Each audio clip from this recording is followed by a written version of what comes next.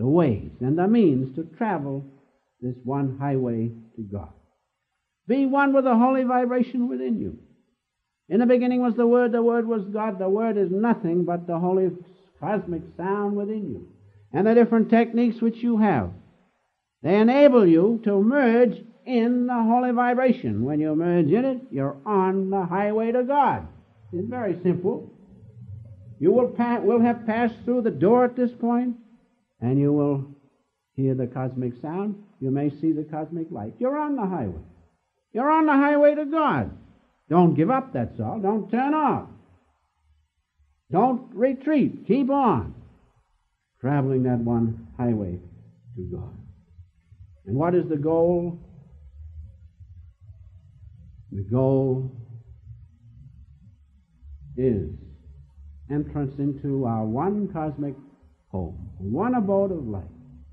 Master once wrote me a little letter and he said, make your life an example for others to follow to our one abode of light. Isn't that wonderful? Where all must meet, will meet, who live right. When you're living right, you're following God. You're following traveling the highway to God. You're following those things which He has left you in response to your heart cries. And the goal at the end of the highway to God is our cosmic home, the city of God, right within us. And that consciousness of our one cosmic home, of the city of God, will be knowable even when you're out doing your daily work. It is not knowable at first.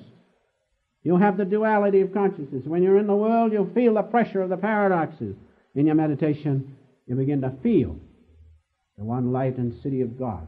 There comes a time, if you persevere, when that city of God will be just as much your nature, more so than this outward consciousness. Isn't that wonderful? Isn't that worth doing? Isn't that worth struggling for? That's the goal at the end of the highway to God. Oneness with His consciousness and His power. Oneness with His consciousness and His light. We will find there God's consciousness, a sense of all in one and one in all. These are facts. And those who meditate will tell you the same thing. God's consciousness is that consciousness of all in one, all inclusive. No strife, no struggle, one in all. We are all God's children. That's the end of the highway to God. That's what you will find. Perhaps greatest of all will be, as the Master said, as you reach the city of God, there will be a glorious vision of light. And that's the great cosmic light, the light beyond the atoms of which the Master spoke so wonderfully and with such force. That's what he was trying to tell us. Those who persevere will prove it and know it. The end of the highway of God is our one cosmic home. And you will have that great vision of, glorious vision of light, which nothing can describe. No joy, you cannot say it with words. That's our cosmic home. And in closing, one reference from our own Bible. These things are right within our Bible. That seems to be my job to point that out. They're in other scriptures. The Gita says the same thing. In our own Bible, right under our nose, so to speak, are these eternal truths. And this is what we read, and I hope you'll remember it. In Isaiah 35th chapter, 10th verse.